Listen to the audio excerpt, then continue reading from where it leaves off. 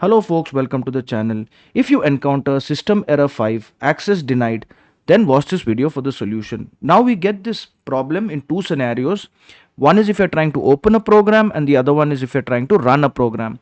So if you're trying to open a program and we get this error, then we can solve this error by right clicking on the program icon and clicking on run as administrator, or if you have the program like command prompt and we are getting this error, then right click on it, click on run as administrator, and you should not get this error. Now same thing with if you're trying to install a program and it's not getting installed, you're getting this system 5 error, then you need to right click on the installation icon and you need to, let me right click on it, and then you need to click on run as administrator,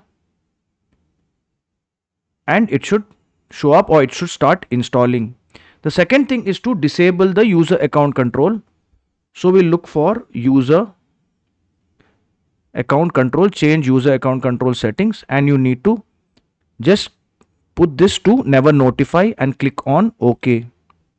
And then you need to restart your PC by clicking the start button, the power button, and restart. And then you will no longer get this error message. If this video helped you, then please subscribe to the channel. Enjoy your day.